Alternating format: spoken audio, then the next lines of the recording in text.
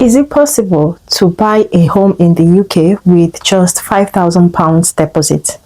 It sounds too good to be true, right? Well, that's exactly what shared ownership promises. But the question is this: is it worth it? Hi, welcome back to FameBright channel, and if you are a first-time buyer or you are just overwhelmed by UK house prices, this video is for you. Today I will be breaking down shared ownership in 2025, what it is, how it works, and whether it could be your stepping stone onto the property ladder. Stay till the end. I will share real numbers and key questions to ask a mortgage advisor before you sign anything at all. Now let's start with the basics. You know me, I love the basics. I am the master of basics. What is shared ownership? Shared ownership is a government-backed scheme that allows you to buy a share of a property, usually between 25% and 75%, and then you rent the rest. You are doing all of this from a housing association, okay? You will need a smaller deposit because now it is based on your own share and not on the full price of the property. I'll give you an example. Let's say that a house costs £300,000 and you are buying 25% of this property, which means you are getting 75,000 as your own full price. So what it means is that you are going to pay 7,500 as your deposit, because 7,500 is what? 10% of 75,000. So you see, if you had, let's say, just 7,500 as a deposit, now you are able to afford this property. However, this does not mean that you cannot deposit more or less if you want. It all depends on the mortgage lender. Now the question is, who can apply? This scheme is mainly for first-time buyers because they are trying to help people to get onto the property ladder. People who have previously owned but they cannot afford now, they are still able to go into this. Household income must be under £80,000 outside of London or £90,000 in London. Now let me explain this. When they say household income in the UK, they mean yourself and your partner. Let's assume yourself and your partner is buying this property together. Your income should not be over 80,000. It has to be under 80,000 altogether. Now you will also need to pass affordability checks, which means the housing association is going to check your income, your credit history, your debts, and your monthly expenses. They will usually do this through a mortgage or finance agency, okay? There are certain things that you should know. A lot of people will always think that shared ownership is cheaper, but let's break it down, okay? You are going to pay 1, mortgage on your own share. 2, you are going to pay rent on the remaining share. 3, you are going to pay service charges. So I will give you an example. Let's say you get a 25% mortgage and you are getting 75,000 as your mortgage loan, right? Your monthly mortgage repayment could be £400, and then your rent for this same property could be £500. I'm just giving you an instance, okay? So altogether, you are paying about £900. And then don't forget your service charge, which could be about £50 or £60. It all depends on the housing association, okay? That is exactly what you may be paying. I would like to mention that this could even be cheaper than renting a similar place of maybe over 1,000, and you may be paying less in house ownership. However, factor in the fact that you are now the landlord to a great extent, okay? So maintenance and repairs are all yours, okay? Now let's talk about staircasing. Staircasing means buying more shares in your home over time. So you can usually go all the way to 100% and own the property outright, okay? So let's assume that first you bought 75% share of this property, and then you want to buy more, or you now have the money to get 100% of the property. Yes, you can do that. Now I have to mention this: each time you want to staircase, your home will be revalued. You are purchasing it in accordance to the current price.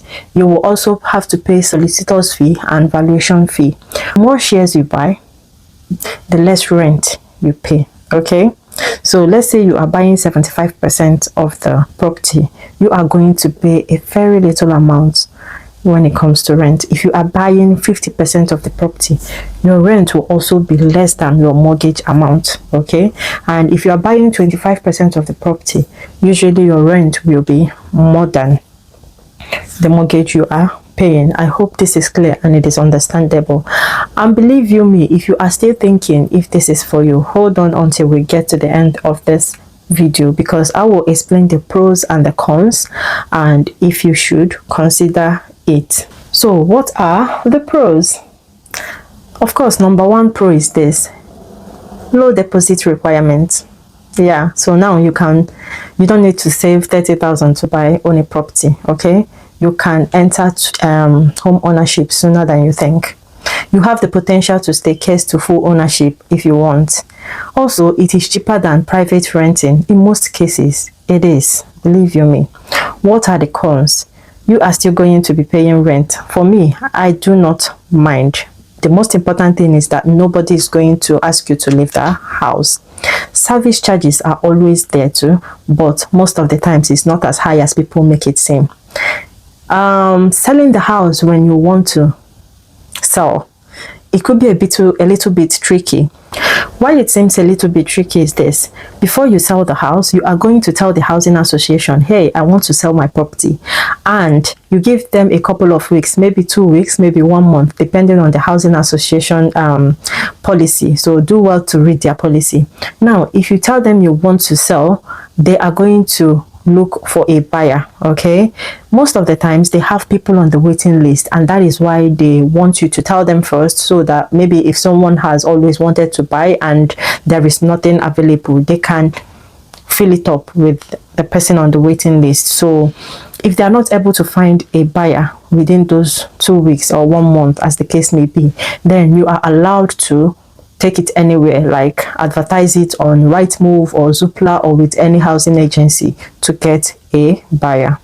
Another con is that you may not have full control over improvements and subletting. Yes, this is very, very common, but it is not that bad still. Now, the improvements that you are not allowed to do, they are serious improvements like structural things, renovations and all that. It's not like you cannot do it, but before you do it, you will have to get permission from the housing association, and then the housing association may have to get permission from the local council. And I feel this is normal for a lot of renovations in the UK, because before you do any major structural renovations or changes, you will have to inform them. But when it comes to decorations, when it comes to maybe building a shed, maybe, all these little improvements, they are fine with it. But when it comes to, depending on the material you want to do and the extent of the improvements or renovation you want to do, then you will really have to inform the housing association, because they really need to know. Now, whatever changes you do, of course, is going to probably maybe improve the value of the property. But my question is this: if you are on the shared ownership, why would you want to do improvements or do any renovations in the property? For me, I would go to one that is fairly new, that wouldn't need all of that. And if I have the money to actually do the improvements or do any renovations, why would I do that? Why not use it to get more shares of the property? Because a lot of people are under the impression that when you do these renovations or extra work in a house, it gives more value to the house. But most of the times you find that the value you think is adding to the house is not even equivalent to the money you are spending already to do those renovations. So what people do is this: they take out the equity from the house and they use it to do renovations, hoping that it's going to add value to the house.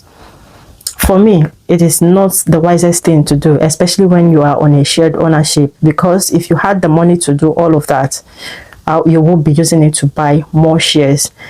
And I'm not one to support people to use funds that are available just because they are available. It's just like using credit card to buy things that are not so essential. You know that they are not your need really, but you want to just buy them because it is available to you.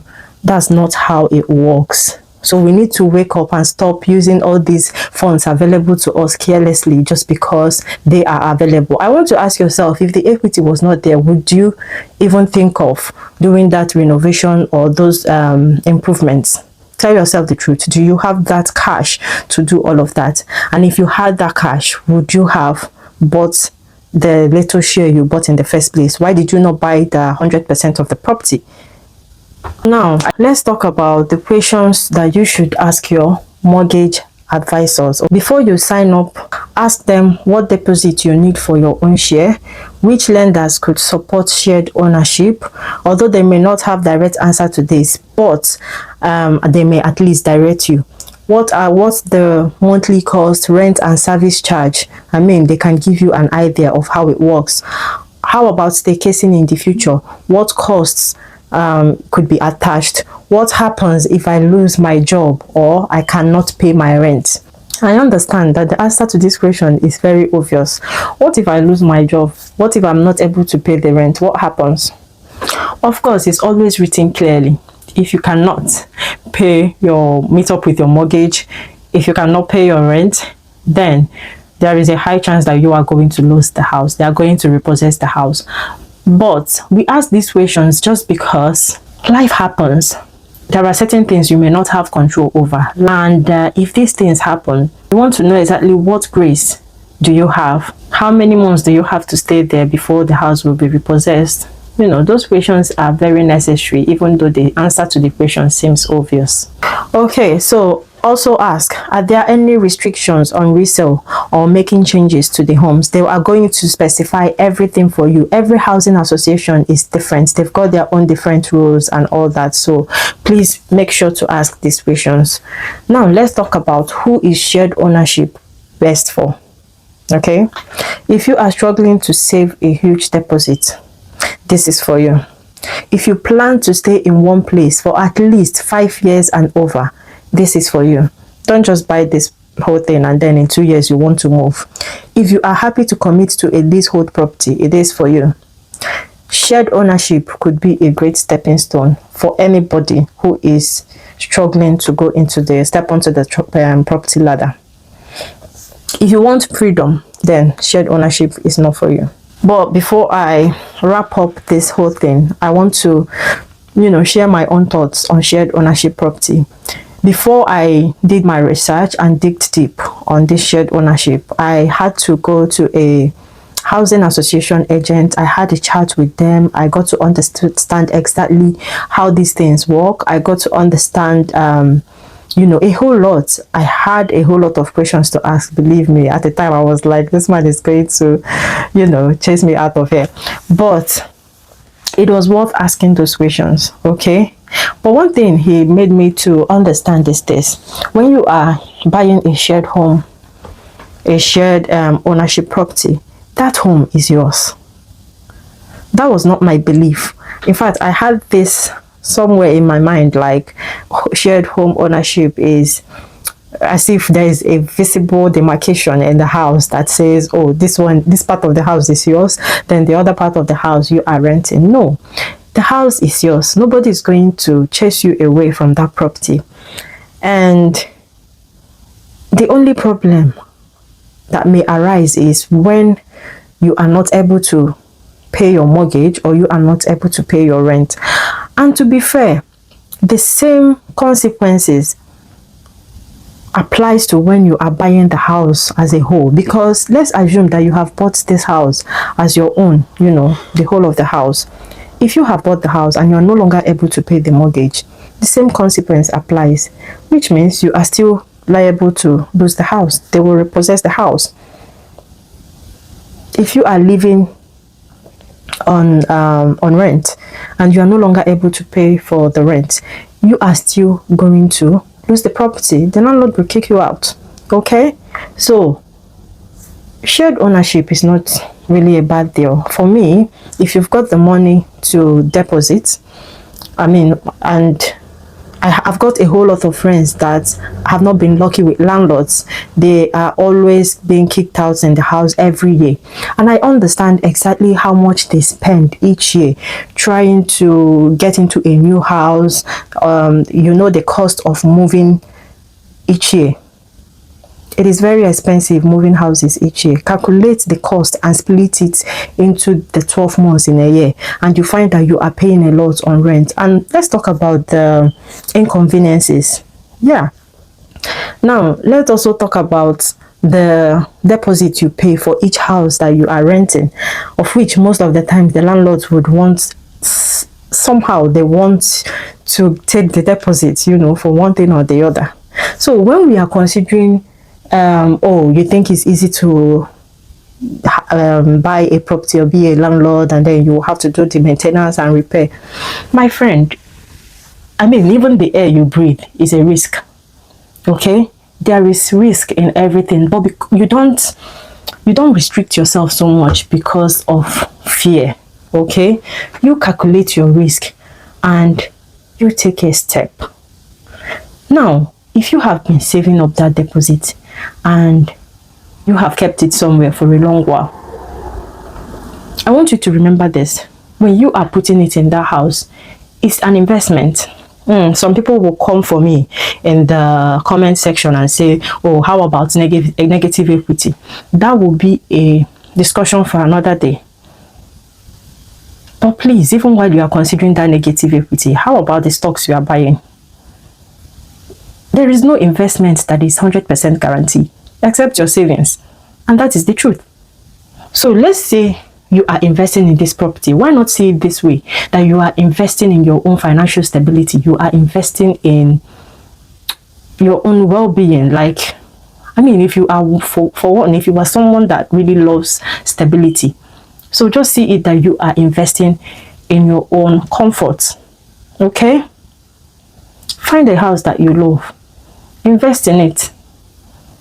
The only thing I would advise is this: make sure that if you decide to do this, I mean, anyone that wants to buy a house should make sure that it is for a long term. You're not buying the house and then in the next 2 years you want to sell. I don't think anything much must have added to it. So give it time to appreciate. And then whenever you want to sell, even if you have bought as a shared owner, then you are also going to sell your share. And another good thing about shared ownership is this: let's say someone wants to buy the house, 100% of the house. There is a term they use for it, but what it means is this: the person is buying, but they are buying from you, right? So what you do is this: you are using the person's money to complete your own share, and then you are now transferring everything to that person. So you have bought the 100% share of the property, and then the person is now getting the whole of the 100%. I know some people will say it sounds easy until you're about to do it, but that is life for you. So nothing good comes easy. It's not 100% bed of roses, but it is worth it. Okay, it is worth it. So whatever amount that you are putting in there, just know that it is an investment. At least you are not losing it to a scammer or anything, instead of it lying there in your LISA account or in any savings account. It can catch multiple birds at the same time. It's just like we say, using one stone to catch two birds. Yeah, it can add value, and it can give you financial stability, and it can give you, your own comfort. So it is worth a try. If you've got the whole money to buy a whole property, I mean, you won't even be considering shared ownership in the first place. So please, this is for people that are struggling, people that is actually why this whole shared ownership scheme was introduced in the first place. So it is to help people that are struggling. To be fair, shared ownership is not that complicated, okay? It is a tool, and like any tool, it only works well if you know how to use it properly. So please drop your questions in the comments. if you are considering shared ownership, I'm going to personally respond or even create a follow-up video for you. Like this video if it helped in any way. Subscribe for more finance guides, okay? And I'm going to see you in my next video. Bye.